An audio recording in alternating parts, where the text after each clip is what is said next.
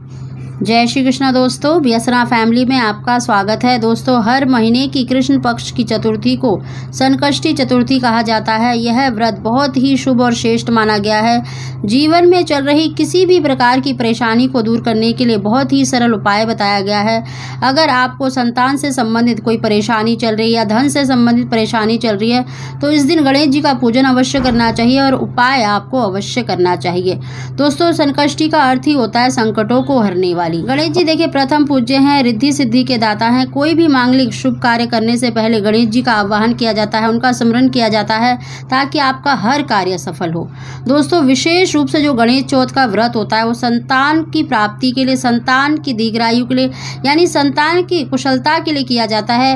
अगर जिन बहनों को देखिए संतान की प्राप्ति नहीं हो पा रही है तो मैं आपसे कहती हूँ कि आप एक बार 12 जो संकष्टी चतुर्थी होती है उनका व्रत करके देख लीजिए। आपकी मनोकामना पूरी ना हो जाए तो मुझे ज़रूर कहना, क्योंकि दोस्तों मैं खुद भी संकष्टी चतुर्थी का व्रत करती हूं और मैंने खुद गणेश जी का चमत्कार देखा है। अगर आपके जीवन में कोई भी परेशानी चल रही है, किसी भी मनोकामना के लिए, आप गणेश जी का पूजन अवश्य करके देखें। देखना आपको निश्चित ही लाभ मिलेगा। आपकी जो मनोकामना है वो शीघ्र पूरी होगी।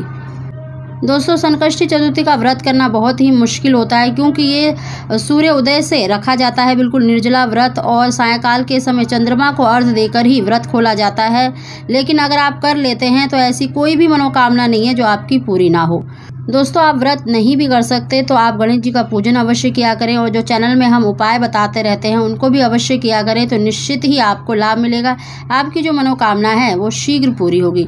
दोस्तों, संकष्टी चतुर्थी के दिन गणेश जी का पूजन अवश्य करना चाहिए। सुबह स्नान करने के बाद स्वच्छ वस्त्र धारण करने चाहिए और गणेश जी का पूजन देखिए संकष्टी चतुर्थी के दिन सायंकाल के समय किया जाता है। आप एक चौकी पर लाल या पीला कपड़ा बिछाकर गणेश जी की स्थापना करें, उन पर गंगा जल के छींटे लगाएं और आप उनको लाल सिंदूर से, हल्दी से उनका पूजन करें। और साथ ही जब आप अक्षत चढ़ाते हैं तो अक्षत को भिगोकर आपको गणेश जी को अर्पित करने चाहिए। जो तिलक आप गणेश जी को लगाते हैं अपने मस्तक पर भी अवश्य लगाना चाहिए।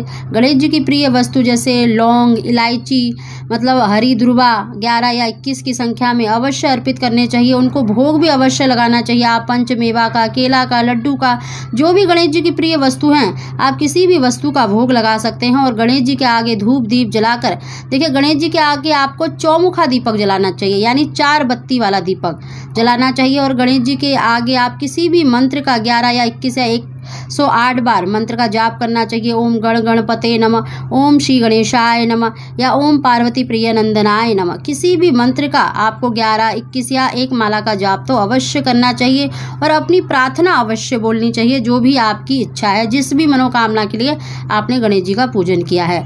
साथ ही दोस्तों, इस वीडियो में हम आपको संतान प्राप्ति का एक बहुत ही सरल और बहुत ही अचूक उपाय बता रहे हैं, इसको जरूर करें। देखिए, जब गणेश जी का आप पूजन कर रहे हैं तो आपको 7 फूलदार लौंग, बिल्कुल साबुत, बिना टूटी फूटी, जिस पर देखिए फूल खिला हुआ होता है, ऐसी आपको लौंग लेनी है। 7 लौंग लेनी है और गणेश जी को आपको अर्पित कर देना है। आप किसी का भी पत्ता ले सकते हैं, पीपल का पत्ता या फिर पान का पत्ता, उस पर आपको स्वास्तिक बनाकर आपको सिंदूर से स्वास्तिक बना देना है। उस पर 7 लौंग अर्पित करके गणेश जी को अर्पित कर देना है अपनी मनोकामना बोलकर।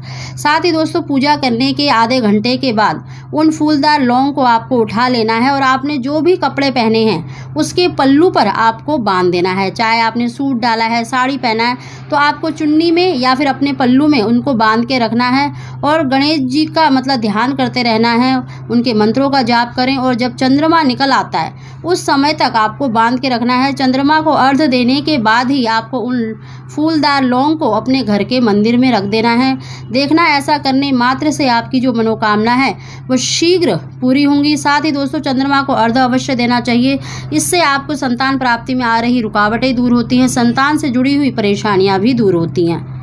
साथ ही दोस्तों, गणेश जी को आपने जिस चीज़ का भी भोग लगाया है, लड्डू का, पंचमेवे का, केले का, जिसका भी आपने भोग लगाया है, उसमें जब आप चंद्रमा को अर्घ्य देते हैं तो जो आपने भोग लगाया है उसी से ही आपको अपना व्रत खोलना चाहिए।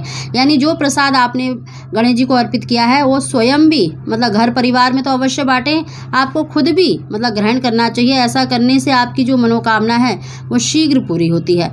तो दोस्तों, ये छोटा सा उपाय है लेकिन पूरी श्रद्धा विश्वास से अगर आप इस उपाय को करते हैं तो निश्चित ही आपकी जो इच्छा है वो पूरी होती है, क्योंकि देखिए जो ईश्वर है वो हमारे भावों को देखता है, हमारी भावनाओं को देखता है। तो आप पूरे भाव से गणेश जी का पूजन अवश्य करें, और गणेश जी बहुत ही शीघ्र प्रसन्न होने वाले देवों में से माने जाते हैं। तो आप अवश्य गणेश जी का पूजन किया करें। देखना जीवन में चल रही सभी प्रकार की परेशानियां आपकी निश्चित ही दूर होंगी। दोस्तों, अगर आपको हमारी जानकारी वीडियो पसंद आई हो तो इसको लाइक करें और कमेंट बॉक्स में ओम श्री गणेशाय नमः अवश्य लिखें। आप सभी को जय श्री कृष्णा।